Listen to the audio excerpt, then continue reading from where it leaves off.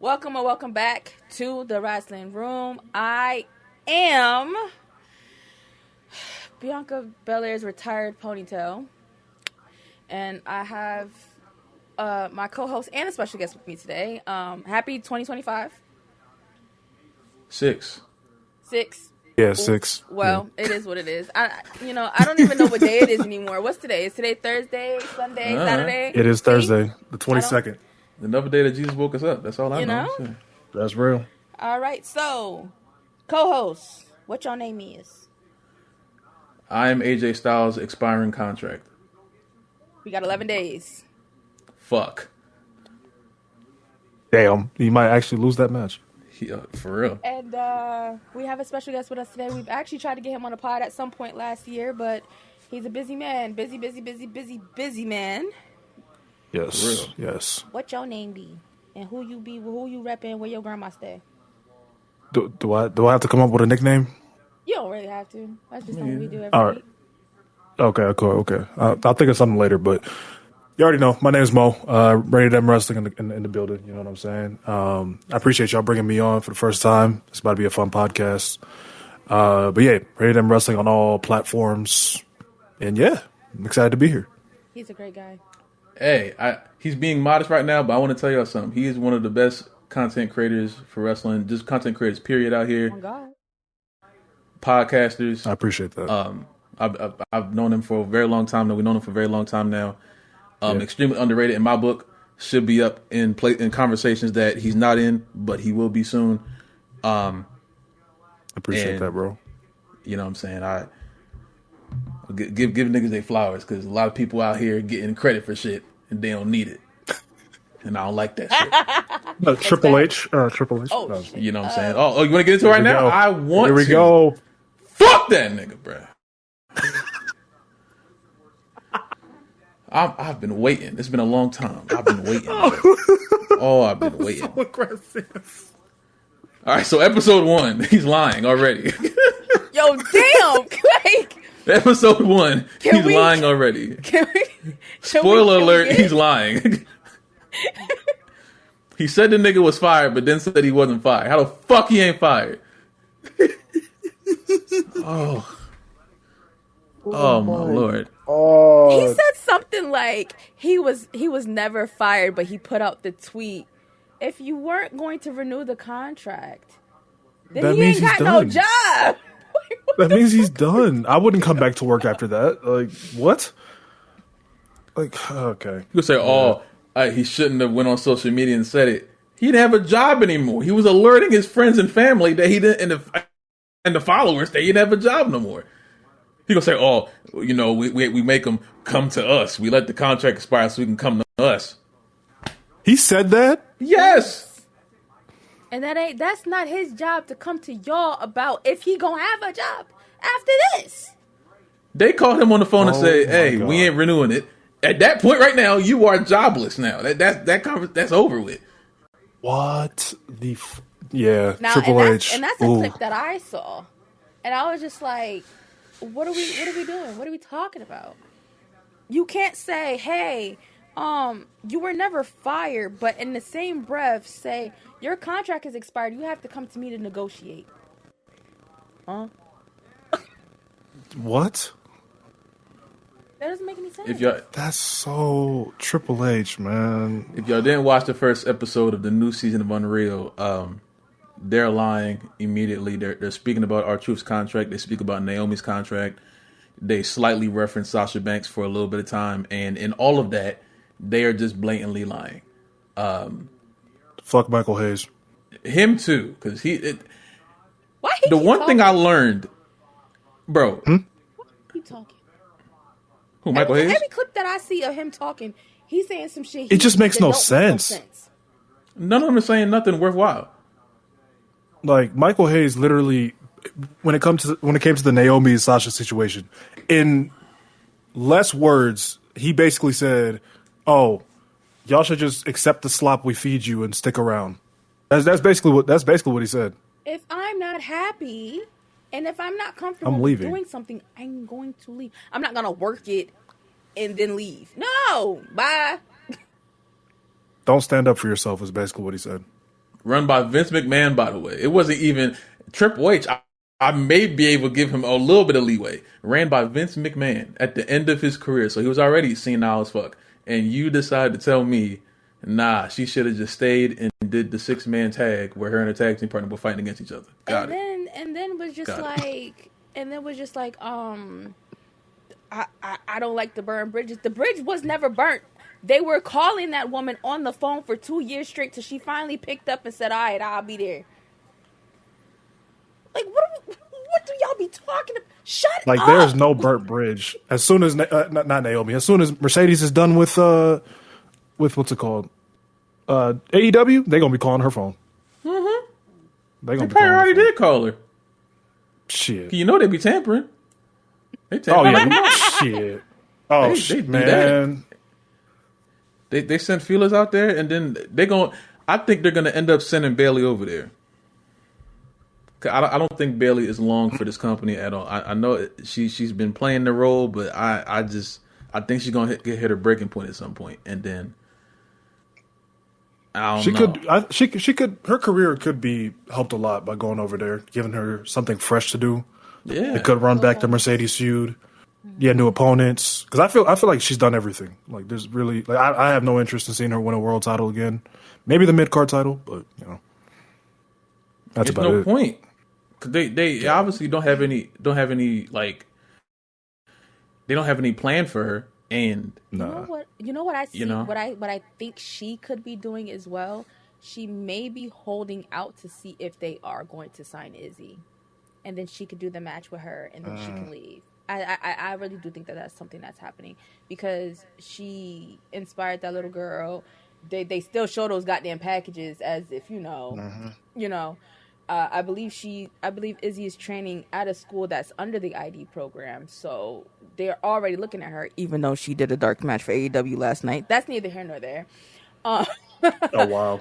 She should have fought Mercedes then. She got to fight that. I do think that some point, that beef will come too. Yeah. But I do think at some point she's probably holding out to see if they do sign her, and then she can have that match, which would be Izzy's dream match, and then she can go on to better endeavors, which is outside of the company, because they really just got my girl floating right now, and she doesn't even really believe that she is who she is because of where they keep her, and that's not fair because Bayley's that girl. I just think they treat her like that. Yeah, this too. The episodes are like they're morphing together in my head. So my apologies if I'm out of order. But I didn't watch this one. I didn't watch this full episode. I just saw a few clips from this one. They were speaking about Becky and Seth Rollins being the future of the company, which is asinine in its own right. Becky said she's signing after this contract. Oh, sorry.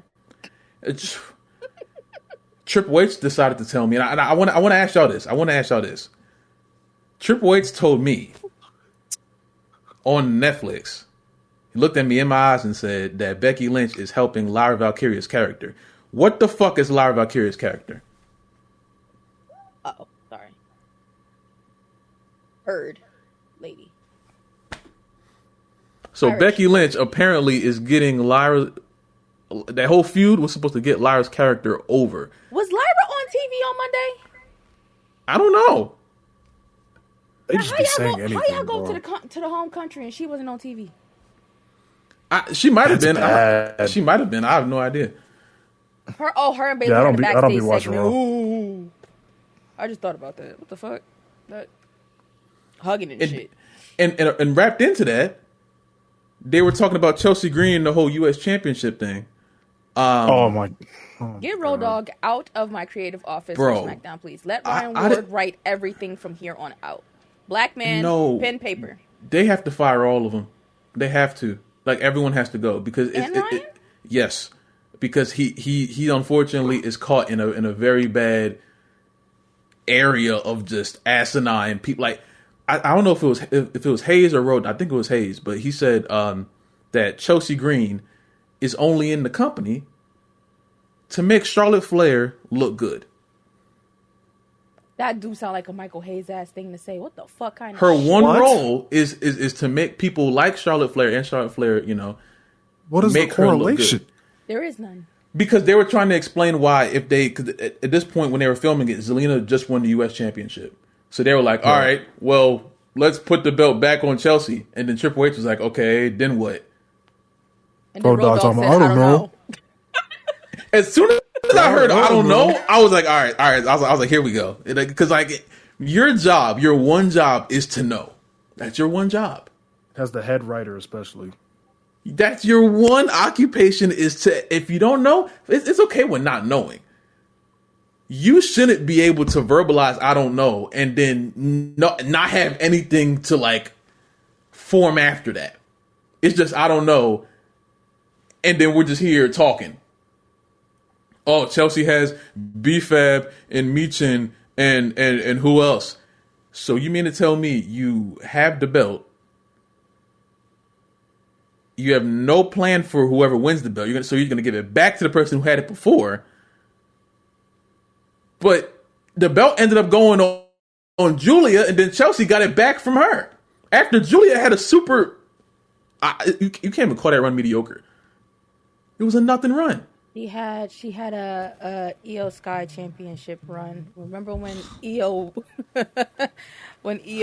cashed in her Money in the Bank and then didn't do a fuck thing after she got that goddamn title? That's what Julia. They did that to her twice. Yeah. They did that to EO twice. They put the belt arguably on her the best wrestler on their roster, and just forget that she can wrestle and just be like, nah, hold it, be literally a belt hanger.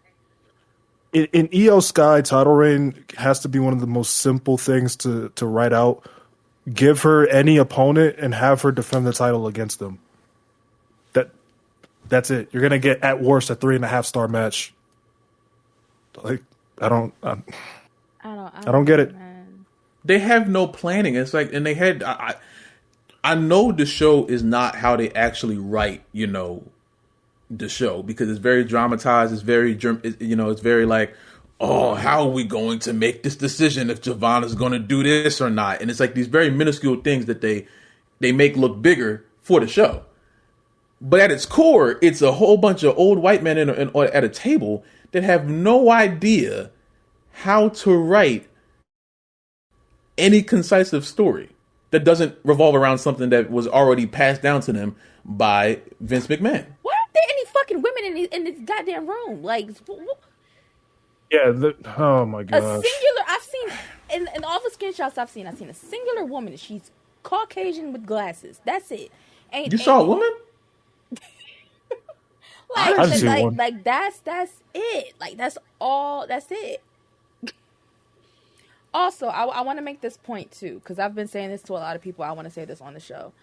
I have not tuned into season 1 or 2 of Unreal because I don't want to see a documentary about some shit I seen yesterday. Today, they put out the behind the scenes of AJ Styles' debut at the Rumble, right? That was 10 years ago. Give me this in 2030, 2036, 2035. I don't want to see what happened last week on Netflix behind the scenes today. I don't, because at this point, what the entire fuck? And I hate that people that this stuff is making people be like, Vince would have never did this. Vince would have Vince. Like, you're putting his name back here, and you got people with like Logan Paul and stupid ass Yachty talking about some, he can make a comeback. Yachty. Yeah, they were sitting together on the fucking impulsive podcast saying yes, bitch, to each other, like just two motherfuckers sharing a goddamn brain. Well, he went to WrestleMania match. I understand. Yeah, that's clearly what he wants. Match. He went to wrestle Damian Priest. Oh yeah, because every time Logan fucking interviews somebody, he get a match with him, right? Logan Paul with Lil Yachty will make me say a word that I shouldn't say in front of people if I have to watch that on Peacock, ESPN, Netflix. I'm gonna say something really mean to Triple H, and I they need to go to hell with this bullshit, man. It's bad enough Speed's coming. At least Speed seems like he gives a fuck. Yeah, I think he was just training for his show. I don't think he's gonna get back in that ring because he might have actually been concussed last year. He got to He got broke the it. skin off my his God. goddamn leg. Well, yeah, the way he bounced off the mat too was kind of. He didn't know where he was. I'm sure Braun Breaker came at him running full speed. Most trained wrestlers want to know what to do with that nigga running fast. I'm not like taking that. I'm not doing that bump. I'm sorry. No way. He No said, way. Oh, I don't know. I mean, this is why we'll never see Kenny Omega at WrestleMania, because we are seeing YouTubers, streamers, and influencers, you know. Oh, speaking of that too, there was a conversation that not only was Pat McAfee the face of the WWE, there was conversations for him to beat Gunther. That didn't even surprise me. The fact that they tried to argue it as if it was like a maybe kind of thing. I think Bruce Pritchard was like, "Oh, it's too predictable for Gunther to go in there and beat Pat." What the fuck?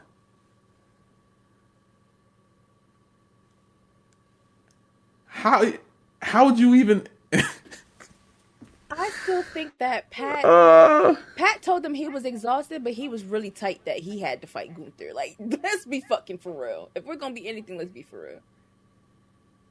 I don't think he was tired from being on commentary. I think he was just done after having to fight that nigga. Yeah, probably. He shouldn't have had to fight him. Because I don't like when they turn like stuff like that into a storyline. That's like that one time something happened in the VC and then all of a sudden you guys had it as a fucking storyline on Talk with Blaze. Like, it's just like small shit like that. There's certain things that just shouldn't be a storyline. What was that? In a match. Me and Neff was play fighting in the fucking VC, and then Donnie turned it into a story for Neff and Loft to have a championship match. TWB Unreal? What the fuck is wrong? Why you do that? But it was, you can go look Hey, it that up. was my That fault. was I the asked. story. Nah, What the fuck? I didn't remember that. That's crazy. Their whole forgot beef about was that shit. you yelled at my girlfriend. Oh, I remember now. That was fun.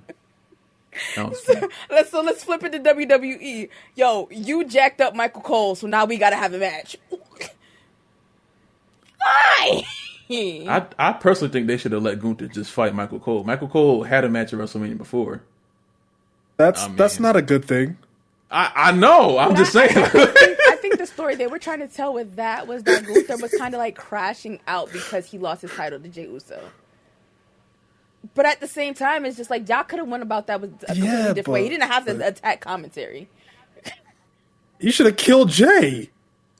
If anything. Or, breaking news here, maybe not had Gunther tap out of WrestleMania. Woo! Wow, hot take, I guess, you know. Yeah, like I was fine with Jay winning because I'm like, okay, you're not gonna run this back again and not have him win. But like, I think an injury was involved, was it not? was Gunther injured? Yes. I don't. Or I think that was after. Did he get Like, I injured think during the with- match, or? Because I don't think it was believe I think he got injured against Punk, if I remember right. Yeah, his nose was during. I think that was during Punk. Yeah. He just lost left clean after to Jay. SummerSlam. Yeah. Jay was was just a damn casualty for some reason, and then, you know, but And then Gunther kills him again. Like, what are we They're still screaming, in front of his "You got kid? that, man." That's so crazy. Like, bro, Only that thing I've tap learned out from was supposed bro, to do so much for him, bro. a lot of things were supposed to be done for Gunther, and I just like him beating Cena, the way Cena lost. I was told immediately that I was going to get nuclear Roman Reigns after WrestleMania Heat, and I got that half of that maybe for one night. And what they do? Had him go out there and do this.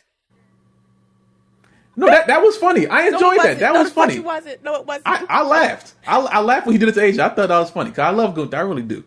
But then he goes straight into a R-Truth gimmick or feud that went nowhere. He just beat him up. Oh, they did have that. I didn't see it. I didn't see the match. I didn't see the match. You didn't miss nothing. You didn't miss nothing at all. They just did it. And I'm supposed to believe that was the right decision. And because Gunther was going to turn to this mega super duper hot heel when he's not. because they fucked up again. I think it all stems back to the Jey Uso tap out. I'm being honest. Like if that never happened, I think him tapping Cena out would have been a lot more effective. A lot more effective. But I don't think people take him serious after he lost to Jey. That's the problem.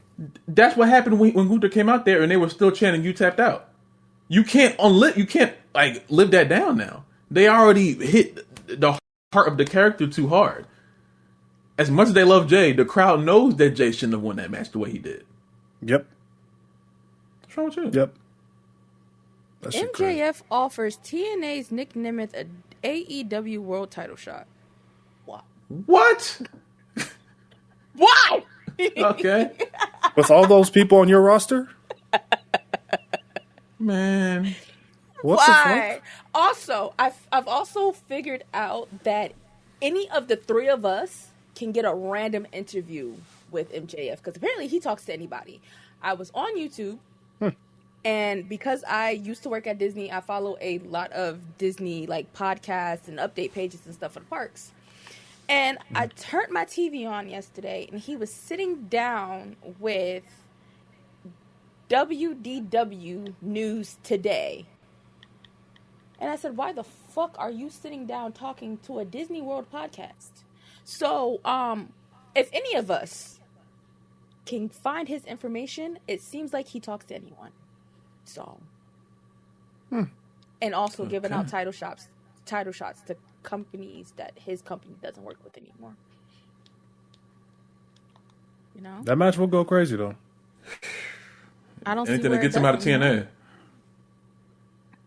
All right, man. Can we talk about how bad that show was? Since we're talking about things that are bad. Okay. That's what I heard. How bad was it? Oh, Oh.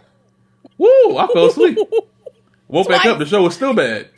He went to sleep, Mo. He went to sleep I fell twice. asleep, bro. That shit was horrendous. Like, and it wasn't like a I nodded off. He was snoring sleep. That show was, woo. I know it's bad because that's how I feel when I watch like old Golden Era shit. Like when they get to the dry shit, that's how you know it's bad. That's bad. Oof. Falling asleep during the show. And it seems like Every time I woke up, Wrasslin Room I'm thinking this is gonna get better. No, It's just one of those things where it was like the week before. TNA was good the week before. Like I watched that entire. at least for me, because fuck, That's man, that's ridiculous. They're just, Midnight their pay-per-views could be crazy. so much better if they would do like 6 to 7 matches. That's it.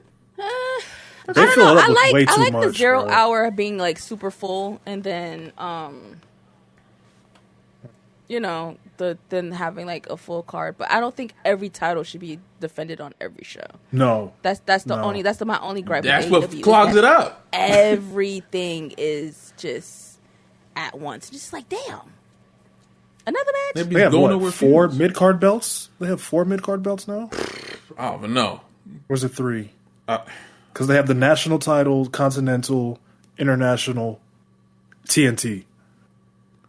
Why do they have 4 mid cards? It's not. You don't even have a brand split. Why? Then they just got the women's tag belts Oh my, bro. Which was not needed, but at all. Even though I like the tournament, I just yeah, the tournament was good, but I think they're doing a better job TBS. than Triple H's right now because they Yeah. don't have a tag team division at all. But I don't know. it makes me so mad, bro. Because I've been watching I've been binge watching 2001 WWF, and that tag division was so peak. And I watch now, and I'm just like, where did we fuck this up? Like, what the fuck happened here? Tag team wrestling died like 2 years ago for me. Man. And SmackDown killed it because they were doing 6-man tags. Well, SmackDown and Raw killed it because they were doing 6-man tags every single week. Yep. Main event. I don't care to see a tag match anymore. Yeah, That's why I'm so happy the Usos got the belts back because I'm like, oh, a legitimate tag team that you can build from has the belts now. If they want to do that, I'm happy you brought that up because I have a slight thank God. issue with it. Right now, I will always be happy with my Okay, there we go. I will always be happy with my twins having gold. I will always be happy with them being a group together. However, y'all put the titles on these men, knowing that this man's wife was about to give birth at any given moment and would be off of TV. Jay has cut promos 2 weeks in a row by himself because Jimmy is not overseas with him, with the possibility of Naomi having gone into like premature labor, or they're prepping for her to go into labor. Like, what in the good nut fuck? That's the only thing. Like, they set up something with the. Are they still Alpha Academy or are they Alpha Babes? Like, you know, I don't know if we ever got an official name change. Y'all set up something. Y'all showed us that was an aggressive conversation, and then to turn around the next week, Jimmy's still not at work.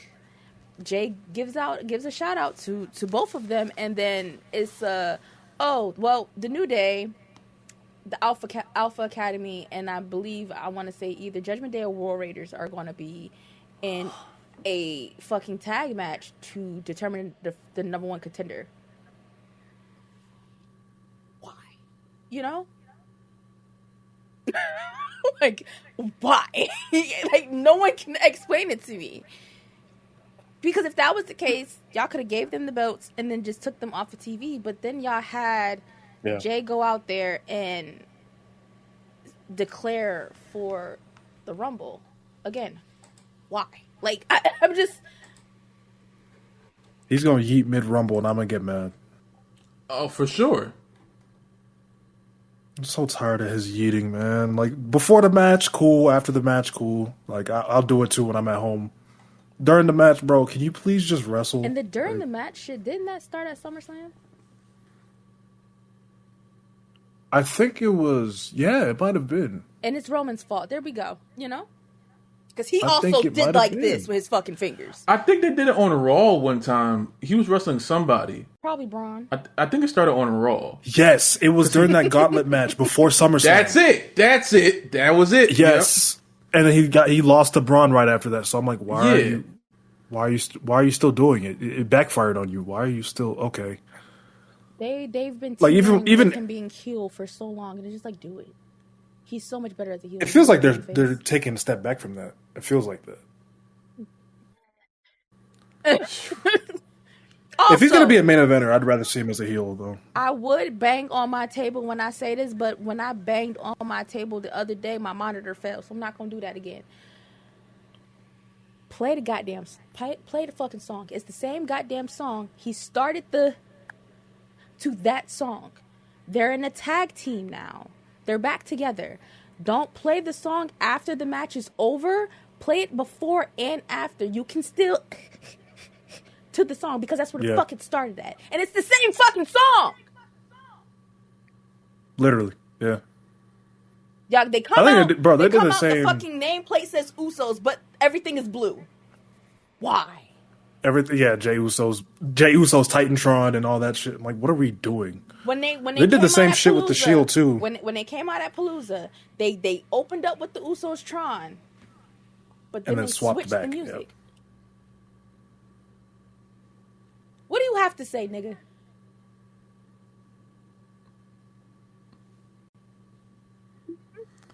I just personally think Triple H takes his shirt off and yeets backstage in Gorilla. That's why he plays the song. That's what I think. And he don't want to do it to the Uso song. He wants to do it to the Jey Uso song. So he plays that. He tells them to play that one. That's what I think he does. That's what I think he does. Because there's no other explanation for two niggas coming out and you playing the solo theme. There's no reason for that. So I think he's back there doing the dance too. Because I think he may love Jey Uso more than he loves like most people. Like, you know, like it's weird. Love, why are you like this, bro? I'm serious. Cause there's no other explanation for that. It does. You don't keep a mistake once or twice, maybe, but every time the tag team comes out, it's just me, Oos. That he's doing it no, it's not just you. He's doing it to appease himself at this point. The crowd's gonna do whatever. They're gonna do whatever. He's doing it to appease himself at this point. There's no explanation for it. He gonna say it in season 3 of Unreal. I just love eating, Jey Uso. He's gonna. I know he is. That shit crazy, bro. We're gonna have to go back to TNA real quick. These niggas are still having ongoing visa issues, and half they motherfucking roster ain't gonna be at the show tonight either. This is the LOL worst. TNA. This is the worst reality for this company. I don't know what it is. I just haven't been able to take TNA serious since, honestly, Victory Road of 2011. But It's that with Carlos. He insists on letting Paul Levesque just clap his cheeks mercilessly. Get colonized. Yeah, and it's bad because, like, bro, it's bad enough they took most of your biggest stars. They took your X Division champion and said, "Nah, Leon's as good as gone." Well, he was another one who They're waiting. He was another one who had visa issues, which is why they got him for SmackDown. That nigga had to stay home. Isn't that convenient, though? Isn't that convenient? It definitely is. That match was so just good, in time for bro. Carmelo Hayes. It Yeah, of course it was. Fucking good. They were moving fast. They was being black. It was great, I love when fast black men touch each other, All right, Mo, it's okay. I talk like this all the time. So the system is. Then again, I watch basketball, so. So they were just like Fandango, because I'm not calling him whatever the fuck they was calling him over there. He retired on Saturday, right? He did his last dango, This shit says the system reveals new member. Tonight. They're gonna replace him? Why? Why is correct? Zilla Fatu. Shut the fuck up talking to me. Okay. Ew. Okay? I'm just, it was my prediction. Don't piss me off. It was a slight prediction. Also, why the fuck is Westside Gunn talking about trying to buy TNA? What is his deal? Yes! That's what I'm talking about. Fuck it. Come on. We're bringing the city back. They're that worthless? The Butcher coming, nigga. Fuck is you talking about? Here we go. Yeah. Fuck Carlos. We back, man. Yo. He can afford that? Yeah. That's how bad TNA is in the dumps. Ooh. He was saying that he wants to buy TNA, and I guess combine his roster with their roster because they have been working together. And then he said something about opening a forbidden door. However, anybody who's signed to TNA can work anywhere the fuck they want to. Just because the partnership with WWE exists, that hasn't stopped those people from going to the indies and having matches. So I don't know what the fuck he means by that, unless he's talking about that one company because WWE put him the fuck out because he had a notepad and some paper and was writing down how the fuck to run a good wrestling company that's not them. Because y'all can't tell me that that's not why he got put out. He got put out not because of him being a black man and using their photos. He got put out because he now owns a wrestling company and he's sitting front row as an owner of another promotion watching how these people produce their product. I'm never gonna not say that. It could have just been a company that they could have worked with if they really wanted to. Thank you. They don't see him like that. They see them as they just. I think they're just coming to grips with AEW being like a real company, so they ain't looking at Westside Gunn's company. They're just getting used to AEW. But let's not act like they don't know that that fourth rope exists. Oh, no, they know it's there, but they don't acknowledge it as something like to compete with. Especially with them having, it's not about a competition. It's just the fact that he owns a promotion because he didn't get put out until the promotion started to actually do shit. Like, that's competition. They had a whole ass match at Six Flags. How the fuck? Y'all put a ring in the middle of Six Flags in fucking Jersey for Halloween and had a match. In Jersey, of all places. That shit sounds cool. I should have been there. That shit sounds I hate He's Jersey, from Buffalo. man. I mean, so that's the closest Six Flags, ain't it? Well, ours might have been. I guess. Six Flags New England might have been the closest one. But, yeah, they Oh, yeah, I was about to say, there's one in New England. I still probably wouldn't have gone, but, it would have been nice. If I had a chance to, I definitely would have went to go see that shit. Anytime I get to see Jeff Hardy, I'm taking it. That is real. Fuck that shit. But I haven't seen him in person since 2009, bro. Really? Yeah. I think I'm more mad that I never got to see him in his prime. That's the one part I'll cherish. I had that Yeah. Elimination Chamber in 09 that I saw him at, but that was it. We were screaming at Slammiversary when he did that Swanton. What? Shit was amazing. Where's my belt, man? What, the TNA, that purple one? Yeah, I don't know. Well, I don't know why people hate on that belt so much. It's beautiful. a very fun belt to have. It's a cool design. I've never seen anyone else with it. I like the other one more though. Bro, Which one? Which one was that one? What's his other character called? Willow? Willow. I like that belt. Oh, the Willow belt. Oh. Jeff's face when he saw I had the belt made my purchase He the lit most. up like a I don't think he's ever seen that. I don't think he's seen Like that the belt replica? Yeah, Man. because he had like That was the one using Immortal, right? Yeah, that was like full surprise when he saw my belt. I was like, bro, I'm locked in, bro. Like these niggas, they say I'm really locked in with you, bro. It's me. That was my one fumble of the summer. Was not recording their interaction. It's cool. It's in my head. I don't, you know. But Jeff was really, really nice. He shook my hand like 4 times, Mo. Like he just kept just shaking my hand. He was just like, He's a great I'd man. probably cry if I ever met him. I'd probably cry. I had a heart This attack. one right here I could can even breathe. cry.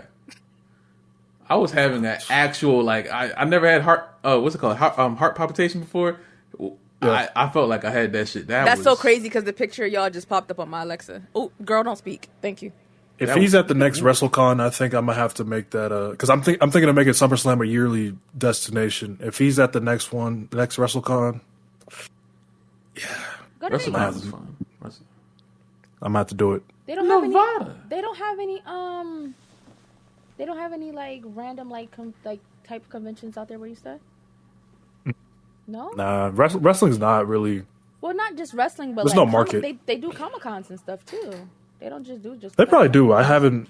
Let me see. Actually, See? I've lived out here 12 years, and I just don't. I'll check for shit. Let me see. So while Mo does that, I am. I'm going to bring up this lovely list here that I Here we presented go. to the guys that I found in one of our friends' discords. Shout out to BTBC. And it is a greatest wrestlers of all time list, and it is 1 through 35. And Before she even gets into it, salute. it's a rather interesting. Let's talk about this. It's rather interesting. So I'm gonna go through it, 1 through 35, and Loft hasn't looked back at the camera since I mentioned the list.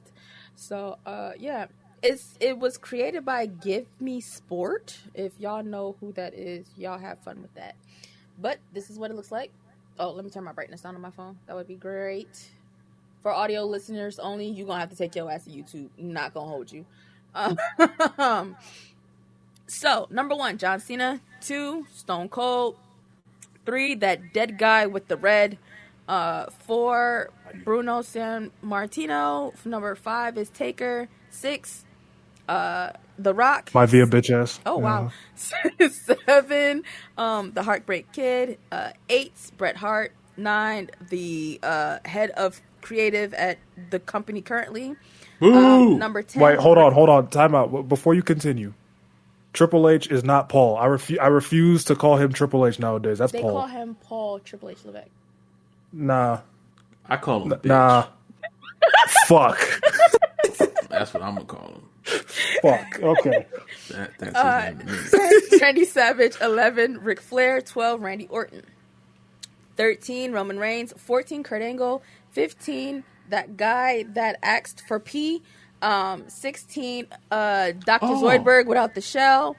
17, Cody Rhodes' daddy. 18, that guy that retired in AEW to go sit on commentary. 19, Rey Mysterio. 20, Eddie Guerrero. 21, the guy with the sock. 22, the phenomenal one. 23, that guy that they gave Melo a chain for. 14, the other guy that Gunther retired. 25, Ric Flair's daughter. 26, the greatest of all time, truly, Edge. 27, Seth Rollins. 28, his wife. 29, AJ Lee's husband, Larry's daddy. 30, my greatest women's wrestler of all time, Chyna. 31, my second greatest woman of all time, Trish Stratus. 32, Razor Ramon. I don't know why they just didn't write Scott Hall. 33, that great white man from North Carolina we were just talking about. 34, Sheamus. And 35 is Bartista. Yeah. Shit, this list is bad. Oh my god. I just want to understand the rationale. So I'm looking at this because I have these conversations a lot, but I'm looking at this and I'm assuming this is just regarding WWE, right? Because there's a lot of names missing if they're talking about all of wrestling, right? Because Sting's not here, Kobashi's not here, Masawa's not here, like all those guys. So it's like that throws it off. So if they're talking about just WWE, Ric Flair should not be anywhere in the top 20. Yeah. Roman Reigns, in my opinion, should be higher. Okay. I'm not going to shit on Bruno because I respect the hell out of him, but that's a little high. Dusty should not be in the top 30 or even the top 50 if we're talking just WWE. Damn. Let's see. Where are we going? Ray's way too high. Goldberg, what are we doing? And I don't even hate the guy, but what are we doing? Charlotte over Edge is fucking disgusting. And Edge outside the top 15 is disgusting. Honestly, him and Flair should swap places on this list. Charlotte over Becky is fucking disgusting. Seth outside the top 15 is nasty. Punk outside the top 15 is nasty. Why is Razor over Jeff? Oh man, this is bad. Brock should be on another list. A terrorist list? Oh. Not the greatest wrestler. I mean, this is bad. I feel like That's a all I lot can of say. people refuse to let the greats of the Attitude Era go, because for that time frame, the early 2000s, late 90s, putting Rock in that category would have made sense. But in 2026, as someone who grew up in that era and he's one of my favorites, I wouldn't even put him this high on a list like this. Matter of fact, oh, really? like I said, I would absolutely, my greatest of all time is number 26, and I still don't understand why that doesn't make any sense. I don't like it. It should be fixed. Agreed. You know, same with Eddie. Why is Eddie number 20? What? I mean, that's where I have him personally. Yeah. Have you seen his work in WCW? I was just thinking WWE. That's why. But like, if it was WCW as well, he'd be higher. It's just I think his WWE career was just way too short, but it was really impactful. That's the thing. Like that's why I will always keep Eddie in my top 20, but it's hard for me to put him too much higher. You know. Talent wise, he's probably top 5 though. I think Ripster is underrated though. But the thing is too with us, and which is why I like having these conversations with you guys, is because we did grow up in different eras, and I feel like when a lot of us make our lists, we make our lists based on what we watched growing up. For me, a lot of the stuff that you guys had to go back and see, I watched live. Like I was having this conversation with my mom and a couple of our friends the other day. I had told them I had never seen a Hulk Hogan match, and even my mother was appalled at that. She looked at me, she said, "Yes, you have." I said, "No, I haven't." And I had to break it down to her, like, I wouldn't put him in any of my lists because I've never watched any of his matches. Now, have I gone out of my way to purposely not watch Hulk Hogan matches at the age of 31? Yes. But I have also gone out of my way to go back before what I can remember, because I started watching wrestling in '98. I was 4 years old. Okay. Right.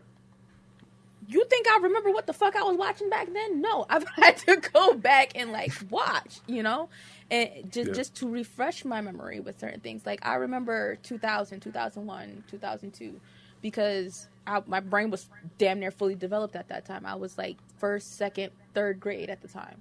So anything before that, I did have to go back and watch. But it seems like every time I get to a Hogan match, my name gets called for something. I get disturbed. I have to get up and walk away. I come back. The match is over. Am I gonna go back and just to watch it? No. We just gonna go on to the next week's episode, because that's what I was doing when I was rewatching WCW. I just went on to next week's episode. But it's just like with certain places where you guys would put people, I would put them a little higher because that's what I grew up with. Like I said, my greatest of all time is Adam Copeland. He's always going to be in my top 5 because that's who I grew up watching. Rock is going to be up there. Stone Cold is going to be up there. Eddie's going to be up there. Ray's going to be in my top 10 because those are men that I grew up watching. Mm-hmm. I seen them at what you would call peak WWF. Well, that was before Ray came in, but like I seen it before the company made the name switch, and we were all confused, like what the fuck.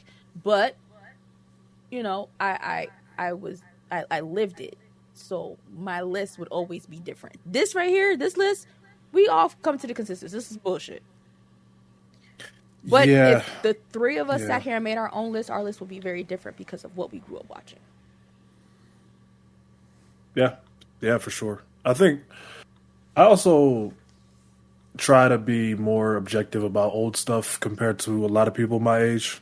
Like, a lot of people my age are just like, I'm not trying to hear that shit. But me, I'm just like, I don't know. I got somewhat of an old soul, I guess, because I fuck with a lot of the old shit. But I think, maybe me having a different perspective is because of, like, I started watching in '07. So, like my perspective on a lot of people is very different. Like, Kurt Angle, like, I'd missed his entire WWE run by a year. Missed his whole shit. But going back, the Benoit year, God bless. Yeah, a few months before that, I started watching. Or no, 2 months before that. Now that I think about it. But yeah, I remember Eddie's Memorial episode. I remember the Benoit episode. Nights crying. Oh, I don't want to talk. I choose not to talk about that. I remember that because I was excited that they blew Vince up, and then he's just on my TV next week, just like. Hey. I'm alive. Like, he's like, somebody actually died. 13-year-old me is just like, didn't I just watch you get blown up last week? Like, what the? Why are you here? And it was on the news. I remember that being on the news. Like, I have small memories of that being on the news. But yeah. If we can change out some people on this list, who would we change out, and who would we move up and move around? So, like I said earlier, me personally, Edge goes into Flair's spot and probably a little higher. Bruno moves down, like, drastically. Get that bald Samoan bitch lower. Sean clears. Let's see. I'm good with Lesnar and Jericho there. Punk would be higher for me. Seth would be higher for me.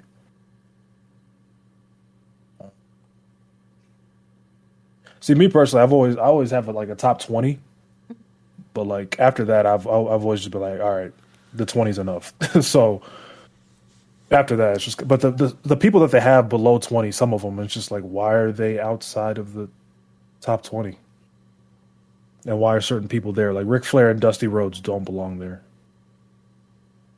Now, if it's just wrestling, like wrestling in general, very different. But yeah, from a WWE perspective, I don't think Ric Flair has the career to be a top 30 guy. But I don't like Roman Reigns being that high. I don't like that high. You don't like him being at 13? Nope.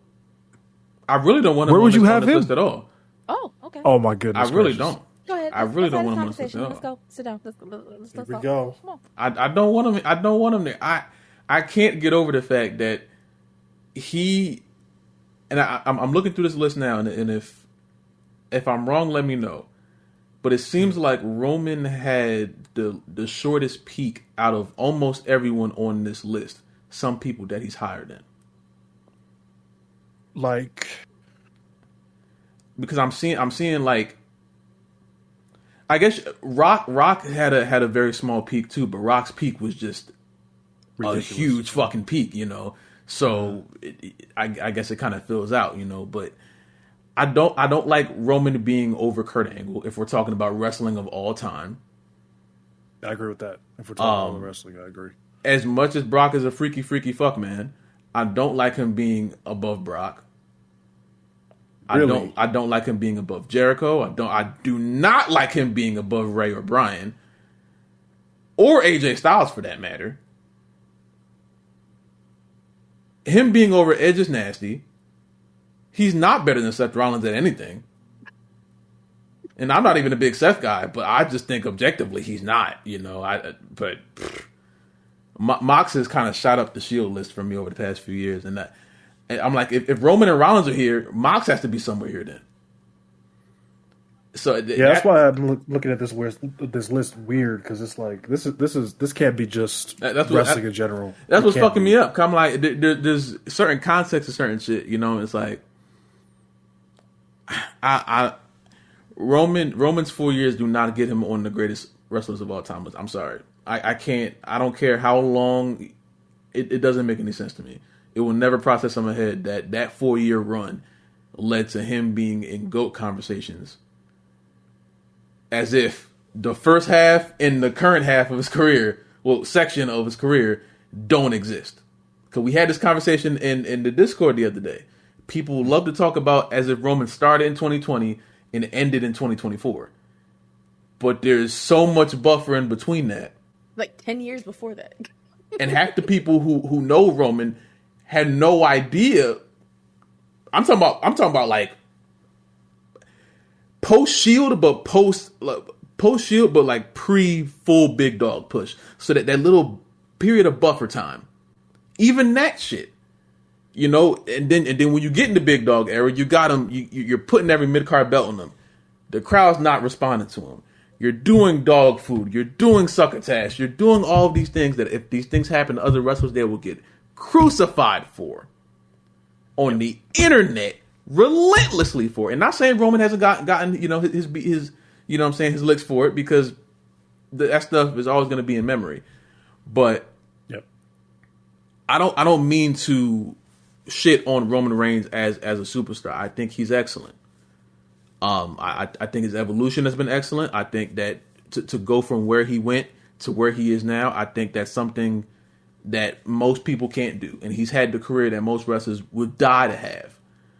And I commend him, you know, just as a person for doing all his health issues and still being able to wrestle and compete and perform at a peak level. So don't get that fucked up. But at the same time, 4 years does not make you a GOAT. It just doesn't. I agree. 4 years of Vince McMahon finally getting the shot to go down do not make you a GOAT. I see it. I see it like basketball. You shoot.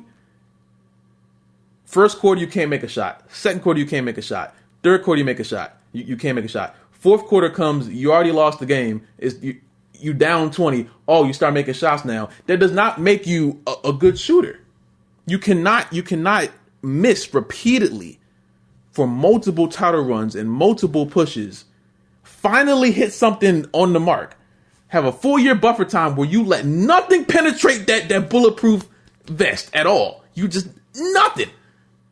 You don't let them get a visual pin. You barely let nothing. And then finally it breaks. And we're back to square one, because now once the armor's been taken off, we get to OTC Roman Reigns. And it seems like he went down levels. Now, obviously, he still has the feeling of what he did when he was Universal Champion. But you cannot compare OTC Roman Reigns to Tribal Chief Roman Reigns. Absolutely not. They seem like two different people. Obviously, the crowd's still going to react because Roman Reigns, he has a presence to him. But at the same time, you can't just go from not losing anything for 4 years to losing to Bronson Reed, me being told this is going to help Bronson Reed doesn't help Bronson Reed, because Bronson Reed is still being a fucking henchman on Monday Night Raw, and Roman isn't on TV because he's doing Street Fighter stuff. Yeah. So it's like, Yeah. Roman Reigns can be top 100. He can be top 90, 80, 70, 60, 50 on a good day. When we get to that 40, 30 level, I can't put him there. And that, you don't, for me, and it's like, as much as I don't like people like Hogan, for me to have people in my top 5, and especially top 3 of wrestling, you have to have broken through that ceiling that only 3 people in my head, well, 4 people have broken through. Cena, Hogan, Stone Cold, Rock. Those are the 4 people who I think have broken through that ceiling. Everyone else, it's interchangeable. But Roman has been knocking on that glass ceiling for a long time now, and I think if his Universal Championship, the second half of it, if that run was better, he would have broke through that glass. If the OTC run was better, he would have broke that glass. Roman Reigns has had multiple opportunities to break through that glass and be on that level, and he hasn't. And he cannot be in this conversation with people who still may not broke that glass either, but they found other ways to go around, and they found other ways to perform for a long amount of time. They stayed relevant for a long amount of time. They evolved their character and showed that they weren't just good as a face or just good as a heel. They showed that they could do both in different generations, in different companies, take different roles. Sometimes you're the winner, sometimes you're the loser. Sometimes you're just there to get people over. Sometimes you're the one who people have to get over. There's certain things that Roman Reigns is not good at because they forced him down our throats to the point where this heel thing had to work. And they made it so it was special. They had Paul Heyman. They had the belt. They had the bloodline behind him. He had so much fluff around him to make sure if he ever did fall, he never hurt himself. And that's why, I can't put him in that certain level. Him being 13 is just, for me, it's disrespectful to people like Randy Orton in a way. It's disrespectful to people like, people who are around him. I never understood it, and I don't think I ever will. Plus, his fans are also a reason why it goes down. Being that we know that Freaky Man, who used to run the company, was forced out because of his freaky endeavors, right? Do you think that the last thing that he wanted to do was make sure that Roman got over the way that he did because he had been pushing him for so long? Like, it was the last thing he did. AB. He was going to make that shit work. One of the few things, yeah. Okay. Yeah. One of the last things I think was like that, like, the TKO stuff. No, the TKO shit was so that Stephanie and Shane couldn't touch the company. I think that was in the Vince McMahon exit plan. Okay. Make sure Roman Reigns is damn near bulletproof. Make sure Triple H is a bitch. Like, these things were on his list. I think these things were on his list. Sign Brock Lesnar back for no reason. Like these things were on his list, and he checked off almost every one of them.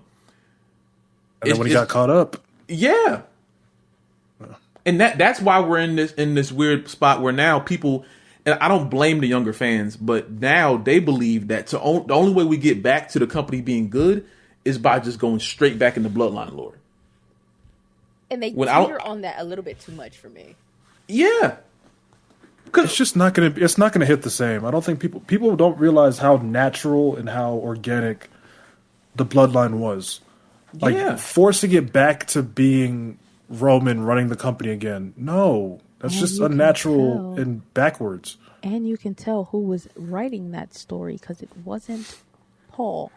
It was a different Paul that was writing that shit every fucking week. Yep. A Triple H bloodline saga sounds like a nightmare for like this company, and they're going through current repeated nightmares right now. So you're gonna say you're gonna have something as great as the bloodline story was, put it on Paul Levesque's desk and watch Road Dogg sit there and throw a fit because he doesn't know how to book a Jey Uso match? Oh, hell no. That's what I have to watch. And then them explain it on Unreal.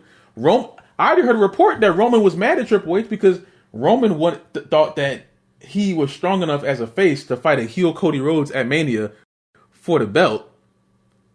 Why do the And when Samoans keep trying to turn Cody heel, man? Why? I don't know what's going. But thing is, I'm not mad at Cody being heel. I'm kind of in the sense of Triple H in this. Because from what the report said, Triple H was like, "Nah, I'm not turning Cody heel, and I'm not having you fight Cody again at Mania."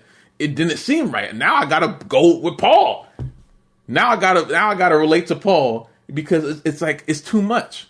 So It's too much. the Roman backstage politicking has actually been like a topic for at least 2 weeks now. Has there been like any like leaked text messages or anything like that that's popped out to I don't think so. I think the only thing was the 39 finish being changed. I heard Roman campaign for that, but that's funny. That is humorous. I mean, I'm not mad that he won again, but yeah, that second run, not the second run, that last year. This too, and Mel, I feel like you're on the better side because I don't like this wrestler either, but I need to understand why Becky Lynch is on this damn list at all. Because, bro, the fact that Not Sasha Charlotte, Banks, Becky, Charlotte, I don't like Charlotte either. Charlotte and Becky both are. I hope they retire tomorrow. I am more inclined to keep Charlotte on this list than I am Becky. So I'm gonna ask you, I am Mo, much more 'cause inclined to keep Charlotte on I've here. asked a lot of people this question recently. okay. Did you care about Becky pre nose break? Yes, but that's just me personally. Did you care about Becky when she was doing the Irish dances in NXT? No, I mean then again, I wasn't watching NXT at that time, so I started paying attention 2015 because of Sasha and Bailey, but that was yeah. Do you think that Nia Jax contributed to Becky Lynch's success? I see where you're going with this. No, I'm not going anywhere. I'm just asking questions. I'm going somewhere. Okay, I'll answer with this. Because I've heard, not you, but I've heard a lot of people say, "Oh, Nia's the reason why she got popular." Oh, I wasn't about to say that. I was. I know. I know some people that would. The thing is, to me, I remember before SummerSlam 2018, they were building her up organically. And she was starting to get like a little bit of popularity. You know, like people were starting to like her, and then they brought Charlotte back for the match at SummerSlam, made it a triple threat or whatever. To me, what made Becky popular was the fact that people were tired of Charlotte stealing the spotlight over and over, and Becky smacking the taste out of her mouth is what got Becky over. I think what made her nuclear was the Nia Jax punch and the fact that she was bleeding and kept going with that shit. That's what made her the star that she is now. But like in terms of being like a popular wrestler on the roster, I think it was the slap to Charlotte.